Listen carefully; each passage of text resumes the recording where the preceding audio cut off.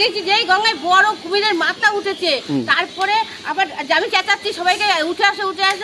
নবদ্বীপ ভাগীরথী নদীতে ফের কুমিরের আতঙ্ক দেখা মিলল বিশালাকার এক পূর্ণবয়স্ক কুমির দেখা মাত্রই ভাগীরথী নদীতে স্নান করতে আসা সমস্ত লোকজন উঠে আসে পারে নিমেষেই গোটা নবদ্বীপ দুটো ছড়িয়ে পড়ে নদীতে কুমিরের খবর।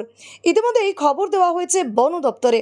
এর আগেও প্রায় মাস 6 তারিখ আগে নবদ্বীপের ভাগীরথী নদীতে দেখা গিয়েছিল একটি পূর্ণবয়স্ক কুমির। এর 20 মিনিট দাবদাহে মানুষ যখন নাজেহাল হয়ে গঙ্গায় স্নান করতে ভিড় জমিয়েছিল, ঠিক সেই মুহূর্তে আজ সকালে দেখা মিলল এক পূর্ণবয়স্ক কুমিরের। আর গঙ্গায় কুমির এসেছে এই খবর ছড়িয়ে পড়তেই গোটা নবদ্বীপ জুড়ে সৃষ্টি হয়েছে চাঞ্চল্য। আজ সকালে নবদ্বীপ রানীরঘাট সংলগ্ন এলাকায় দেখা মেলে এই কুমিরের। খবর যায় নবদ্বীপ থানায়। নবদ্বীপ থানা থেকে খবর দেওয়া হয় বন দপ্তরকে। ইতিমধ্যে এই কুমিরের খোঁজে শুরু হয়েছে তল্লাশি। একই সাথে তীর্থনগরী নবদ্বীপে ক্ষুদ্রান্ত থেকে ছুটে আসা লোকজনের মধ্যে শুরু হয়েছে কুমির আতঙ্ক। এই বিষয়ে আরও কি জানা যাচ্ছে বিস্তারিত দেখুন 24 আওয়ার্স আরামবাগের রিপোর্ট।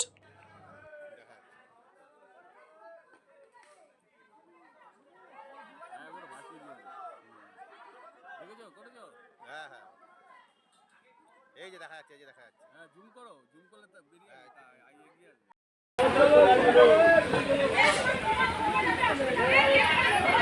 দেখো কত বড় কুমির।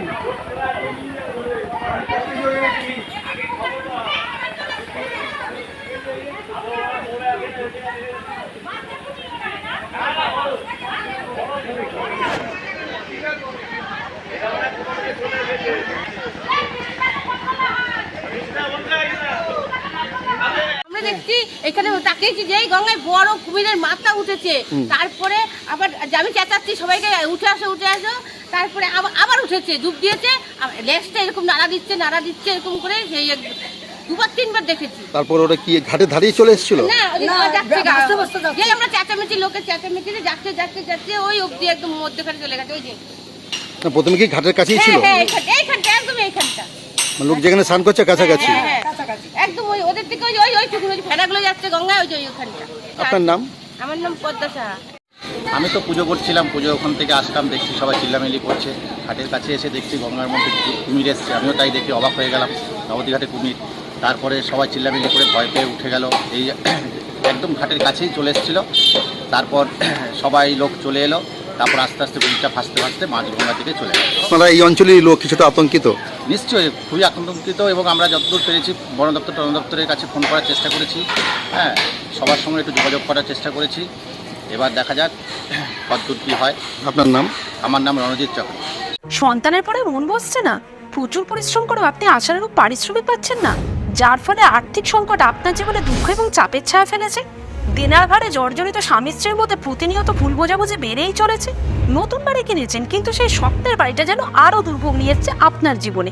আপনি ভাবছেন সস্তায় পাওয়া বাড়িটা নেওয়াটাই কি সঠিক সিদ্ধান্ত ছিল? এমনই সব দ্বিধাদ্বন্দ্ব এবং জীবনের কঠিন মুহূর্তে আপনাকে সঠিক পথে পরিচালিত করবেন আন্তর্জাতিক খ্যাতিসম্পন্ন স্বর্ণপদক ও স্বর্ণ মুকুটপ্রাপ্ত ডক্টর অজয় শাস্ত্রী।